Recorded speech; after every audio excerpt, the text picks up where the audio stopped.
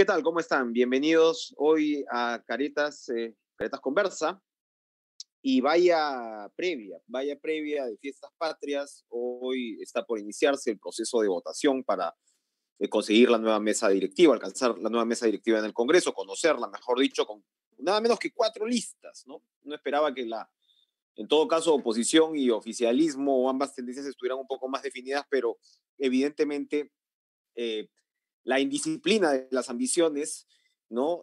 Da rienda suelta en una situación como esta. Vamos a ver qué pasa. Se espera que haya una segunda vuelta. Hay 2 listas que podríamos calificar, si no son oficialistas, con ciertas tendencias o componentes ligados a los oficialismos, no solamente el bloque de Pedro Castillo, sino también el de Vladimir Cerrón. Y por otro lado, tenemos 2 listas encabezadas por la señora Gladys Echaíz, que seguramente es la que más firme se ha mostrado con el gobierno, y otra con la señora Lady Camones. Ambas provienen de APP, por cierto. La señora Echaíz ha renunciado. Y bueno, vamos a ver qué pasa, porque hay de todas maneras una conexión con lo que estamos viendo en estas horas. La noticia que Bruno Pacheco se sometió a la fiscalía desde el día sábado, evidentemente del sábado. Primero, interesante que hayan mantenido esto en secreto y haya podido hacerlo. La fiscal de la Nación, que acaba de tener un breve pero vigoroso mensaje hace también unos instantes. Hay que reconocer que la Fiscalía ha encontrado la forma de mantener esto en secreto, porque claramente nos imaginamos al señor exsecretario del presidente de la República, lo han tenido cantando como pajarito. Y esto tiene que ver, todo está conectado, por supuesto, no solamente a la elección de la mesa directiva, y hay un factorcito ahí, que es el de César Acuña, ¿no? Podría tener alguna influencia César Acuña, por supuesto, Lady Camones es su candidata, tener alguna influencia en esta votación el hecho, por ejemplo, que eventualmente Bruno Pacheco revele más detalles escabrosos sobre el proceso irregular de tesis de maestría obtenidos por el presidente y su esposa en la Universidad del señor Acuña. En fin, preguntas que se acumulan. Vamos a tratar de conseguir respuestas para algunas con el doctor Eloy Espinosa Saldaña, constitucionalista, ex miembro del Tribunal Constitucional, por supuesto docente, y ahora, doctor Espinosa Saldaña, que hay también una suerte de debate no escrito entre derecho constitucional y derecho penal, que lo vamos a tocar también en unos minutos. Pero lo primero que queríamos conocer es cuál puede ser la situación, cuál es el procedimiento con una persona como Pacheco, que claramente tiene todas las intenciones de convertirse en colaborador eficaz. ¿Qué tal, doctor Espinosa Saldaña? Muchas gracias, Enrique. Es un gusto siempre estar contigo y con la gente de Caretas. Acá la cosa es muy clara. Si está 3 días en una situación de reserva que se destapa ayer en la noche, es porque la PITA tiene un lado más débil, que es el lado de Pacheco, frente pues a las cercanías que podrían evacuarse de un amigo toda la vida que yo coloco como ministro, o de un sobrino que es mi sobrino preferido. Entonces un secretario, en este caso, digamos, no la tiene tan bien plantada. Uh-huh. Y además han comenzado algunas gentes, López, y otros más, han comenzado a declarar. Es cierto que lo que han declarado es, a mí me dijeron que han dicho, pero en un escenario de colaboración eficaz, para yo poder recibir ese estatus, tengo que traer noticias nuevas. Entonces, hay un elemento para la evaluación del caso Pacheco, que es importante de cuántas novedades en realidad le van quedando.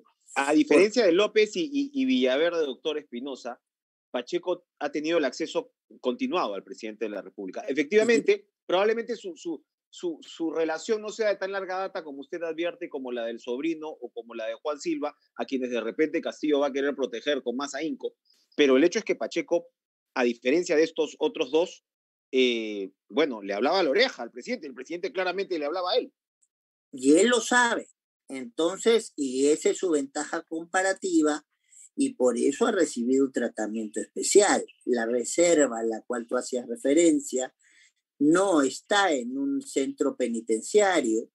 O sea, nos hace recordar aquella situación cuando Matilde Pinchi Pinchi hace algunos años, para los que ya peinamos canas, entonces tenía información de mano directa de Montesinos y negoció para poder contar todo lo que sabía y evitó con eso estar en cárcel, ni siquiera como Samuel Villaverde unos días para que después lo saque.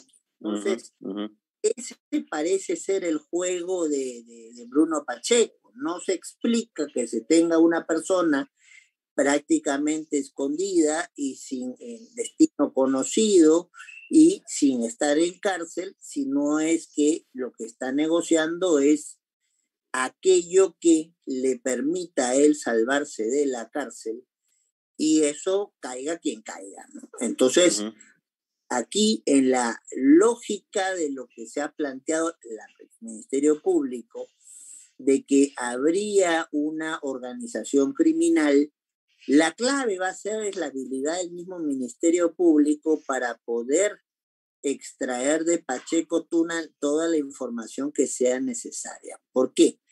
Porque el escenario para lo que es el control del comportamiento de un presidente en el Perú no es un escenario muy amplio. Entonces, tenemos básicamente las normas dos alternativas. O el presidente en su gestión comete 4 delitos que están en el 117 o comete una infracción constitucional. Y claro, esto se escucha rápido, pero claro, esos 4, si yo no he cometido los 4 delitos, ya pasé el primer parámetro de control formal que hay.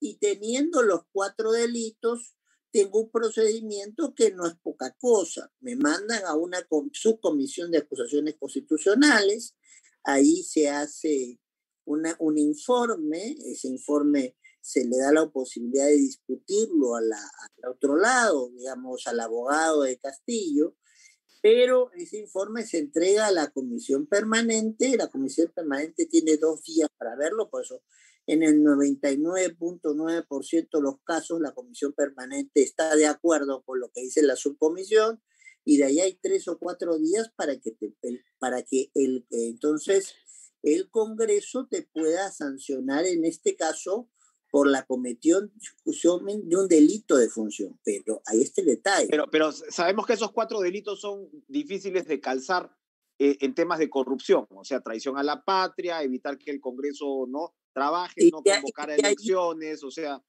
Y de allí nuestra iniciativa de hace mucho tiempo que esa lista debió ser ampliada, ¿no? Entonces, ahora, y además no solamente el problema es porque son 4 delitos acotados frente a cierto tipo de problemas, sino que tendría yo que alcanzar, quitando a los miembros de la comisión permanente, tendría que alcanzar el 50% más 1 de los congresistas. La comisión permanente tiene unos 30 congresistas, o sea, tendría que, para llegar a los 66 de los 100 que quedan, tener prácticamente una votación muy alta, ¿no? Más complicado todavía se pone esos 66 en el escenario de menos 30 se aplica también para el tema de infracción constitucional, ¿no? Que es la otra vía. A eso voy. Una infracción constitucional, en el caso que estamos viendo, podría ser más fácil de detectar. El asunto de presión para los ascensos, entonces el tema de la llamada al superintendente de SUNAT, son temas que podrían encajar en una infracción constitucional.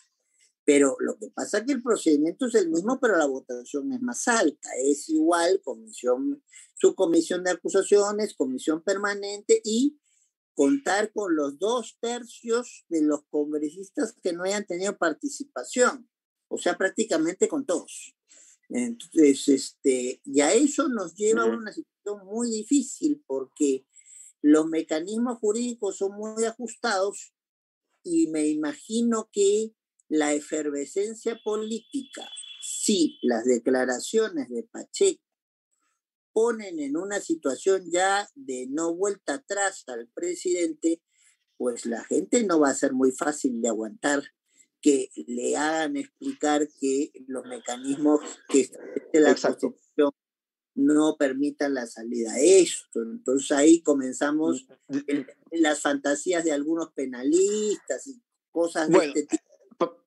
pasemos a ese nivel que usted califica de fantasioso por el momento. Está el señor Azabache, con quien hemos hablado aquí, el señor Luciano López, ahora hace minutos ha declarado José Ugaz sobre la materia. Ellos ven la posibilidad de que, sobre todo en virtud de los tratados anticorrupción que ha firmado el país, para hablar de lo que sería también el fuero internacional, porque hay quienes han dicho, oye, no, esto colisionaría con un sistema jurídico internacional. Ellos dicen que no, que al presidente se le podría suspender por la vía judicial si es que el tema de obstrucción ese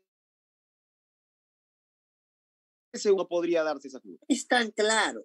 En realidad, nosotros mismos, cuando estuvimos en el tribunal, utilizamos, en el caso Nadine Heredia, para poder ver su sanción, utilizamos como argumento los tratados sobre corrupción.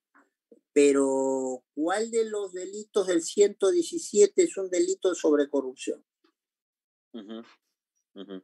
Entonces, es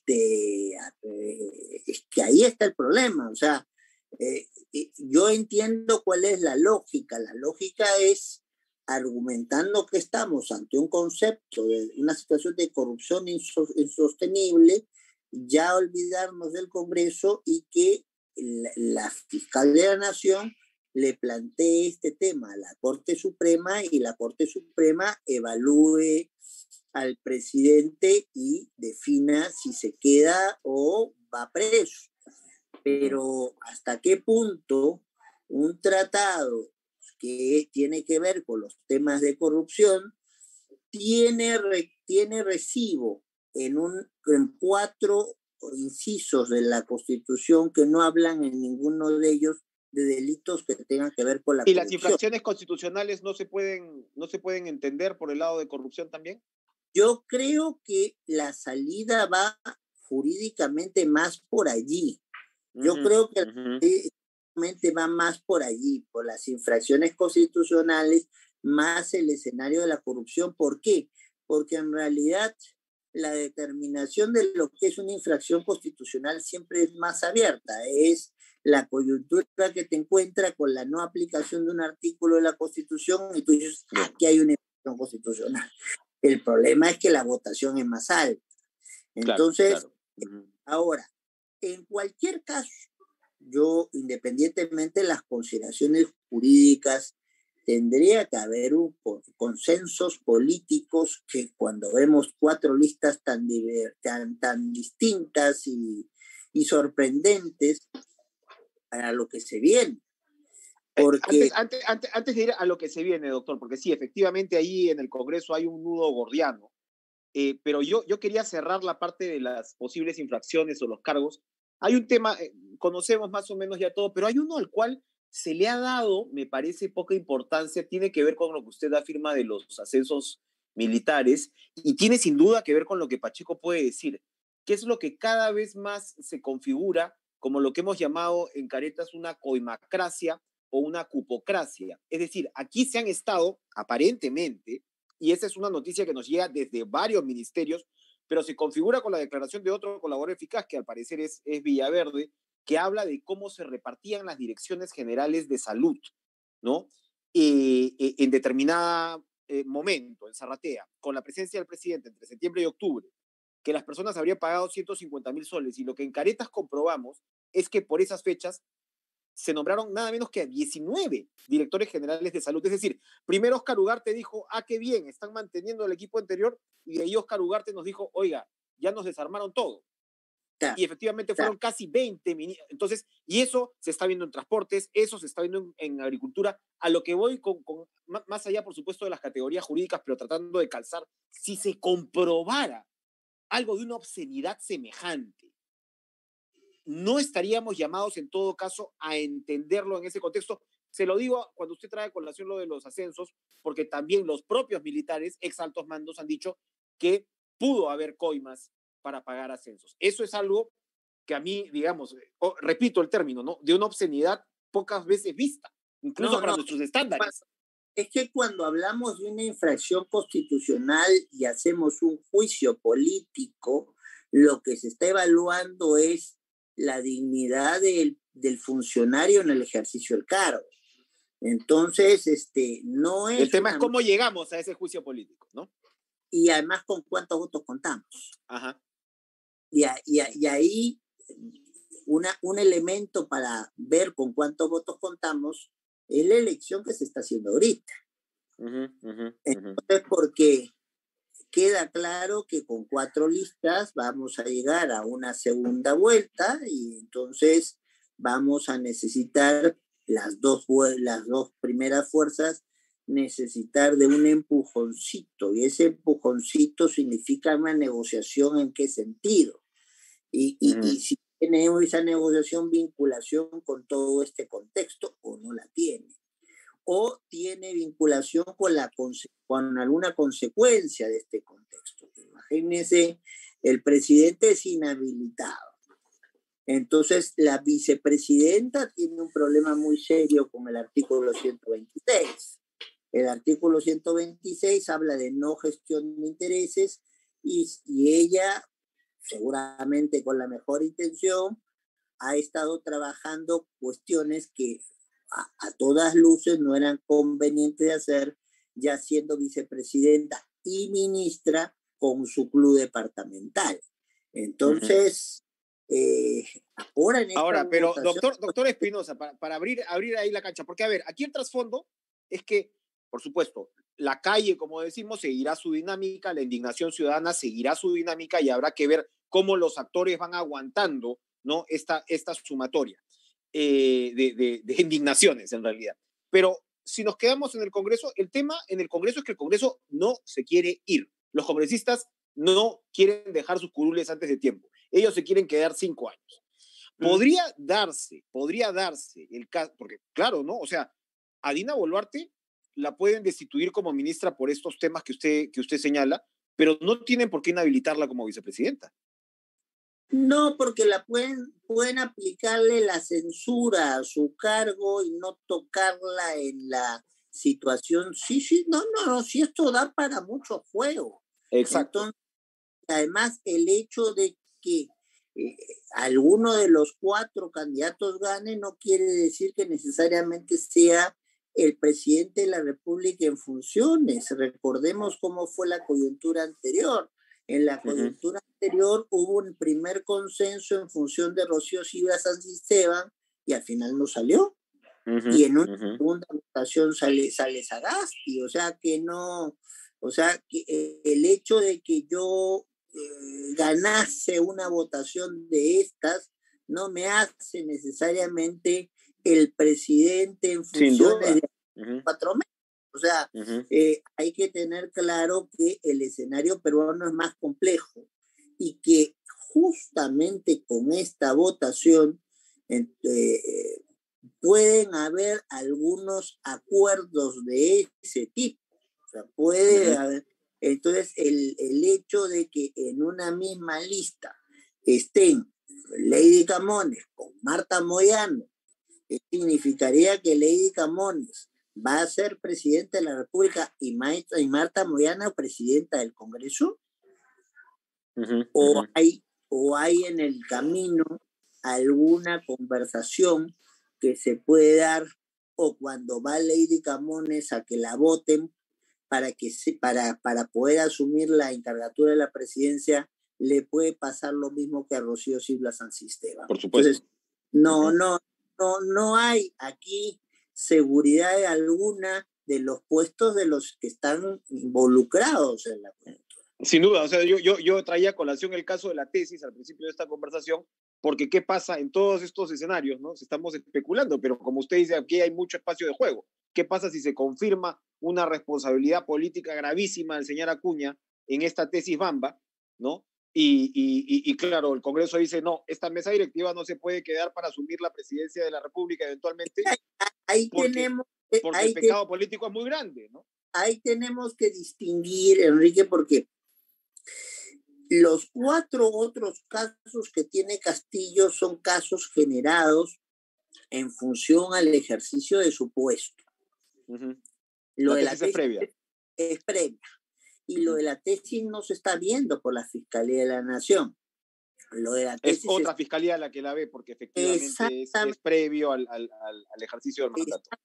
Y entonces, y formalmente la universidad ya se desentendió. En un primer momento apoyó y en un segundo momento ha dicho que la cantidad de similitudes es muy alta y que no puede sostener la validez de la tesis. Entonces, esto no necesariamente toca a Acuña, creo yo, es que lo sabe manejar, ¿no? Bueno, sí es que efectivamente, ahora el manejo es en todo caso lo que nos queda por delante. Vamos a ver entre estas 4 listas, ¿no?